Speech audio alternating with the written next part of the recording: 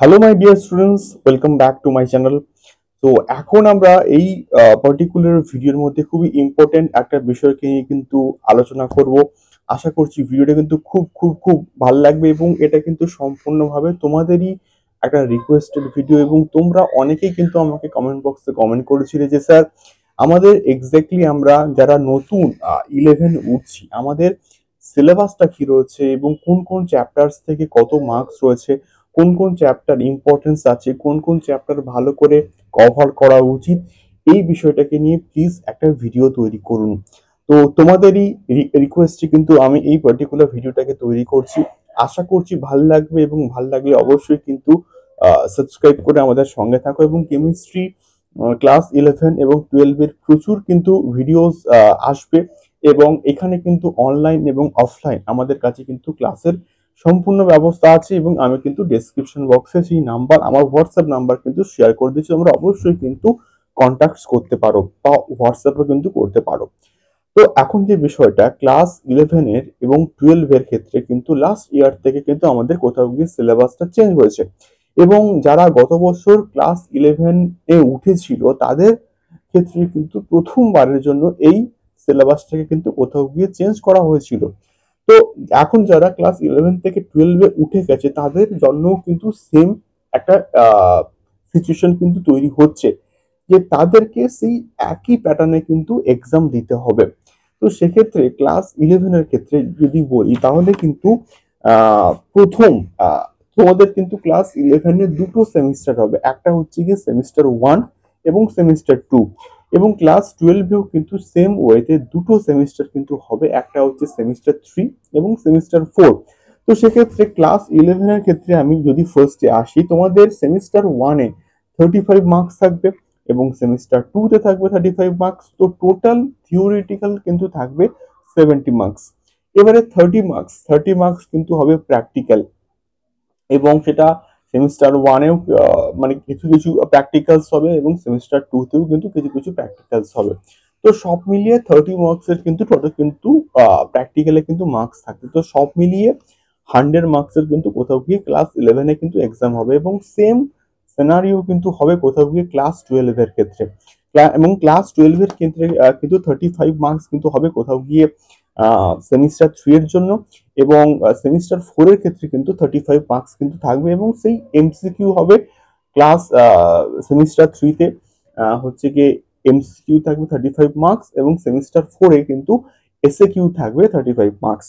তো এবারে এবং 30 মার্কস এর কিন্তু কোথাও গিয়ে প্র্যাকটিক্যাল কিন্তু থাকতে চলেছে।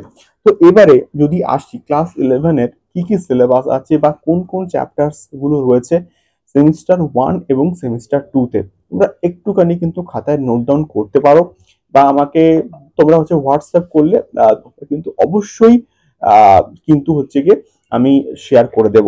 তো এখন যে বিষয়টা সেটা হচ্ছে কি তোমাদের ক্লাস 11 এর ক্ষেত্রে কিন্তু টোটাল 7টা চ্যাপ্টার্স কিন্তু রয়েছে। প্রথম যে যে চ্যাপ্টারটা সেটা হচ্ছে গিয়ে some basic concept of chemistry. Some basic concepts of chemistry, এখান থেকে কিন্তু 3টে এমসিকিউ থাকবে এবং এটা কিন্তু ওয়েস্ট বেঙ্গল বোর্ডের রুলস এন্ড রেগুলেশনের মানে পুরো সিলেবাসটাকে কিন্তু ডেসক্রাইব করে দেওয়া হয়েছে।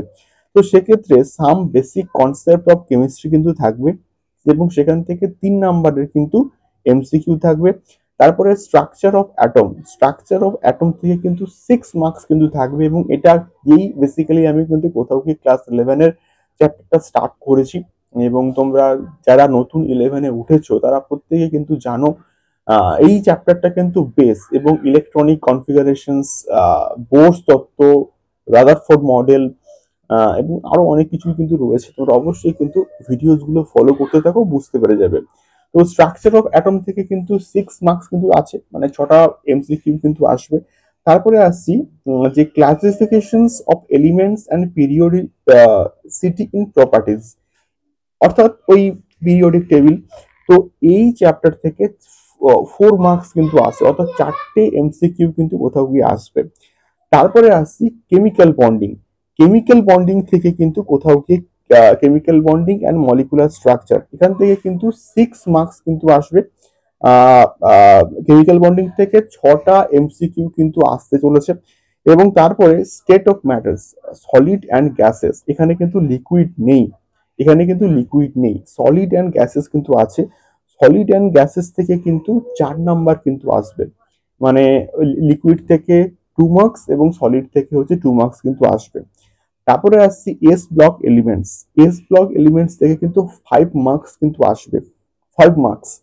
আচ্ছা, তারপরে আসছি পি ব্লক এলিমেন্টস থেকে কিন্তু থাকবে প্রায় 7 মার্কস। অর্থাৎ ম্যাক্সিমাম যে মার্কসটা কিন্তু হচ্ছে কি পি ব্লক থেকে কিন্তু আসতে চলেছে।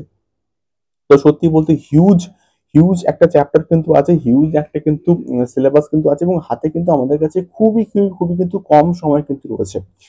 তো সেক্ষেত্রে তার মধ্যে কিন্তু আমাদেরকে সিলেবাসটাকে কমপ্লিট করতে হবে, এবং আমরা চেষ্টাও কিন্তু কোথাও গিয়ে করছি। তারপরে এবারে যদি আসি সেমিস্টার 2 এর ক্ষেত্রে তোমাদের কোন কোন সিলেবাস বা কোন কোন চ্যাপ্টার্স গুলো রয়েছে। সেমিস্টার 2 এর ক্ষেত্রে থার্মোডায়নামিক্স কিন্তু আছে, সেখান থেকে 7 মার্কস কিন্তু থাকবে এসএ কিউ। তারপরে আসছে ইকুইলিব্রিয়াম থেকে কিন্তু থাকবে 6 মার্কসের কিন্তু এসএ কিউ থাকবে। এবং রেডক্স রিয়াকশন থেকে 3 মার্কস থাকবে। Organic chemistry some basic principles, সেখান থেকে 7 মার্কস কিন্তু থাকবে। হাইড্রোকার্বন থেকে কিন্তু 8 মার্কস কিন্তু থাকবে। এবং এনভায়রনমেন্টাল কেমিস্ট্রি, সেখান থেকে কিন্তু থাকবে 4 মার্কস। তো এটা গেল হচ্ছে কি ক্লাস 11-এর সেমিস্টার 1 এবং সেমিস্টার 2 এর তোমাদের সিলেবাস। তো আশা করছি তোমরা সিলেবাসটা সম্বন্ধে কিন্তু কোথাও গিয়ে বুঝতে পেরেছো যে কোন কোন চ্যাপ্টার্স আছে এবং কোন কোন চ্যাপ্টার থেকে কত কত মার্কস পরীক্ষাতে আসতে চলেছে। তো এরপরে আমি নেক্সট ভিডিওতে কিন্তু ক্লাস 12 এর যে সিলেবাস তাকে নিয়ে কিন্তু ডিসকাস করব। তোমরা অবশ্যই সঙ্গে থাকো, এবং নেক্সট ভিডিও থেকে কিন্তু অ্যাটমিক স্ট্রাকচার বা স্ট্রাকচার অফ অ্যাটমের কিন্তু কোয়েশ্চেন্স গুলো কিন্তু দেওয়া হবে। মানে কোয়েশ্চেন্স এবং তার সঙ্গে সঙ্গে অ্যান্সার, এবং তার সঙ্গে সঙ্গে পুরো থিওরিটিক্যাল জিনিসপত্র কিন্তু ওখানে আমরা এক্সপ্লেন করব ওই পার্টিকুলার ভিডিওর মধ্যে। তো অনেকগুলো পার্টের ভিডিও আসবে, সঙ্গে থাকো, পার্ট বাই পার্ট প্রত্যেকটা পার্ট দেখবে। প্রত্যেকটা পার্ট দেখলে আশা করছি স্ট্রাকচার অফ অ্যাটম অনেক অনেক কিন্তু তোমাদের সহজ লাগবে। তো আজকের ভিডিওটি এই অবধি, দেখা হচ্ছে পরবর্তী ভিডিওতে। স্ট্রাকচার অফ অ্যাটম সংক্রান্ত কিন্তু ভিডিওস আসছে, সঙ্গে থাকো। টাটা।